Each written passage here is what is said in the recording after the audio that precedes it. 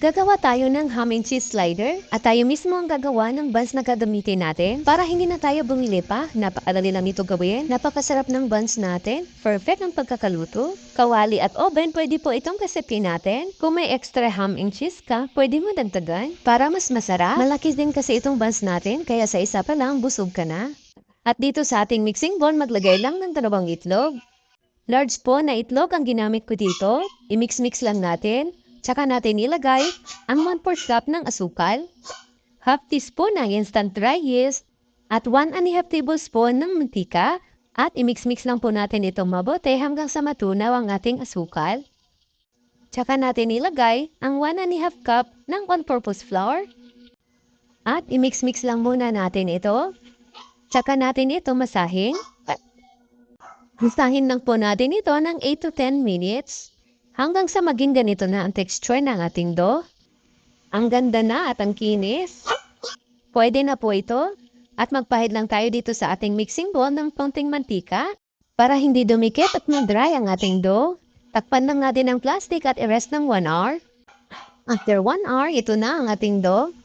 At pwede na natin itong ikat ayon sa gusto nating laki. Ilalagay ko na lang po ang ating mga ingredients sa comment section sa baba at sa dulo nitong ating video. Para kung gusto nyo gayahin ang ating recipe, madali nyo lang po masundan. Gayahin nyo na lang po ang ginagawa ko. At gawin lang natin ito sa lahat. At kapag nabilog na natin lahat, takpan lang natin ulit itong plastic at rest ng 1 hour. After 1 hour, ayan, nag-double size na ang ating dough. At ready na po ito para ilagay sa ating mini oven.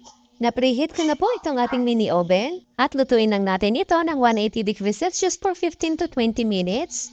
At ayan na po, luto na. Panamigin lang muna natin ito. At ayan, napaka-perfect ng pagkakaluto natin. Tamang-tama lang. At kayang-kaya nyo rin po itong gawin para hindi na kayo bumili pa.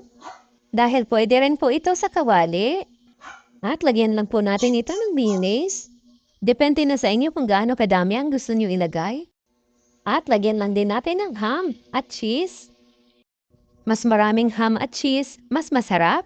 Nag-slice lang ako ng mumurahing cheese. Low budget kasi ang lola nyo ngayon. Mas masarap sana kung quick melt cheese. At mag-brush lang tayo dito ng butter. Pwede nyo rin haluan ang butter ng minced garlic para mabango. At lagyan din natin ng dried oregano. At lutuin lang po natin ito ng 150 degrees Celsius for 5 minutes. At ayan na po, luto na ang ating low budget ham and cheese slider. Kahit low budget lang po tayo, masarap pa rin at swak sa budget. Maraming salamat hanggang sa susunod po.